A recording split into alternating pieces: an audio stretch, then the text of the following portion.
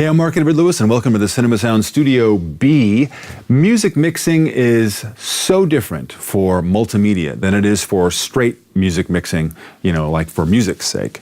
And in fact, we had to create, for this project called Blade of Honor, which we worked on for several months, we had to create a separate music mix for the music-only mix from the film mix, which had its own separate mix. We had almost 64 channels worth of audio to deal with in this mix for music alone. So it was really complicated. Elements from dubstep to orchestra to, source music coming from speakers in the corridors. So I want to show you kind of the general gist of what we did there, how we put things together, and hopefully inspire you to be able to do the same kind of thing and get that Hollywood value for yourself. Let's roll.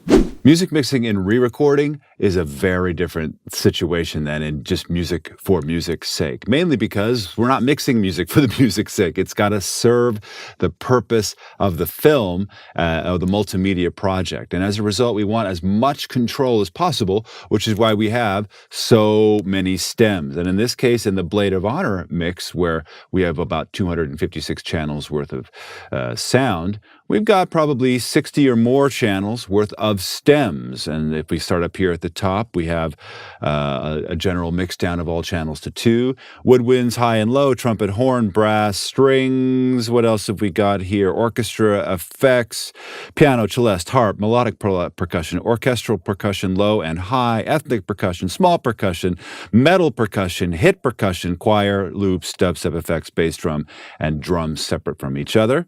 And then the various reverbs that we added, both a long reverb for the dramatic, kind of less percussive or transient music, and then a short kind of room hall, or not a hall, but it's kind of a in-studio only reverb, which was distinct and separate from the stems that we got. We had no hall at all mixed to those stems, only whatever was needed, the minimum that was needed to make the sample sound all right. So let's take a look at this scene here at the end of Blade of Honor. Pay special close attention to the music and see what you notice. Calendar vessels. It will be 193 seconds before we can hyperdim again. I think now it's time for some Admiral Kinshu.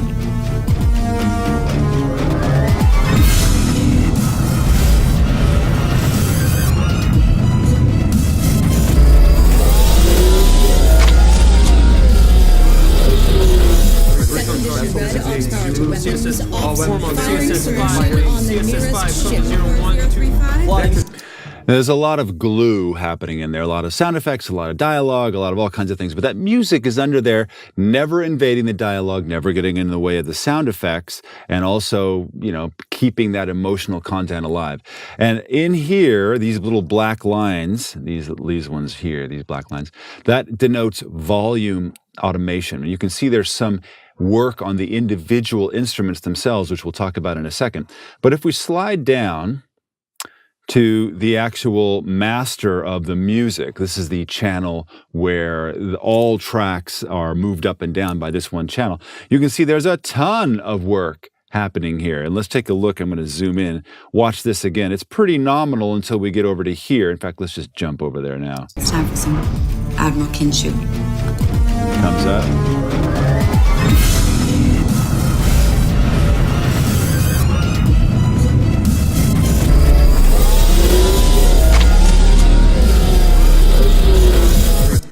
So you saw we actually ducked the whole music track for the sound effects, which, would make every composer turn over if they were dead in their grave.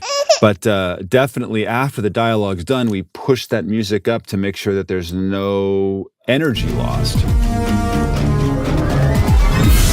And depending on what you want to do, if you want to have the immersion grip the audience, then you would have turned up the sound effects, Foley ambiences, master buses, rather than the music. But in this case, we really wanted to push toward that exterior view.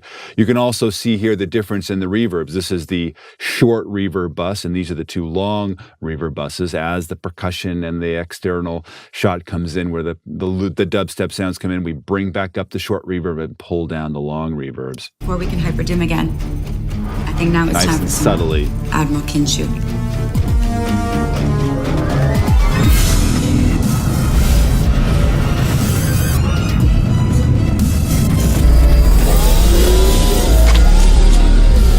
And you'll notice here there is some independent volume stuff going on here. Let's take a listen. This is in the middle of that external scene, external shot. Let's take a listen to the loops and see what's happening here. We'll jump over.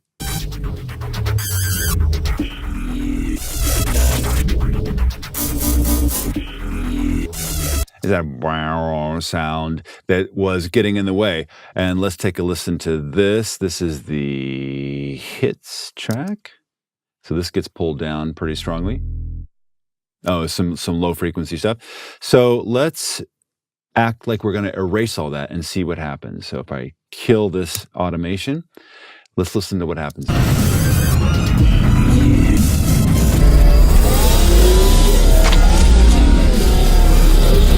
It is sort of intruding in the middle of this cool sound effect thing where we're like, whoa, what was that? Is that a part of the effect or not? Take a listen again. It's kind of hard to determine, is that a part of the sound effects or not? Let's return it.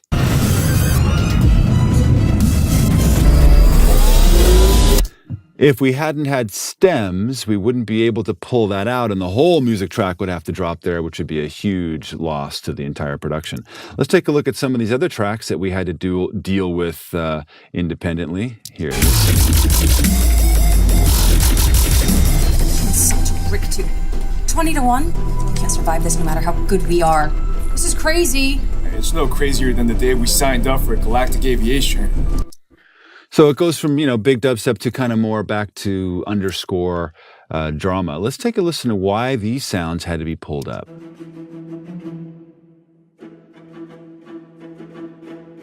So there's your high strings, here's low. Here's the piano celeste. Here's the harp. Which doesn't sound like any harp, I know, it's probably a guitar. But you can see why you would want to have pushed those sounds up, because that is the glue of the track. Such a brick too. 20 to 1? Can't survive this no matter how good we are. This is crazy. As opposed to this other stuff. Here's some ethnic percussion that's happening. Not that helpful to the emotion, just kind of an undercurrent of rhythm. Here's another one, the loops themselves. More loops and things. Here's dubstep effects. Not as emotionally inventive, but at least we have the distinction between all these tracks. And when we add them together... Such a brick too. 20 to 1? Can't survive this no matter how good we are. This is crazy. It's no crazier than the day we signed up for Galactic Aviation. And we want to have the emotional elements of the track be pushed up instead of just the clicky dubstep-y stuff. For the dramatic elements, obviously in action, we might want it the other way, maybe. But it's important to take a look at the Cinema Sound 85-hour education in that music volume and look at what things we need to know about music and what they do so that we know what to pull up and we know what to pull down. And, there isn't really another resource I know of better than the Cinema Sound education to show you how to do that. I want to show you one more thing, and that is another good reason why you should take all of your tracks in Music Land and, bus them to a single channel. And that can be found right here. And on this channel, I have a simple EQ. And what that EQ is doing, you can already see, is taking out the part of the music, all the music tracks that could possibly interfere with the voice. Take a listen as I turn this on and off. Such a brick too. 20 to 1? Can't survive this no matter how good we are. This is crazy. It's no crazier than the day we signed up for Galactic Aviation. Come on, let out that arranged marriage anger of yours. There aren't enough Terps in the galaxy for that. Well then, you got that. See the massive change that simple EQ curve does by taking that out. Now, if we had to turn that off, that EQ off, we'd have to pull the music way down to the point where it really would be ineffective and the composer's mad.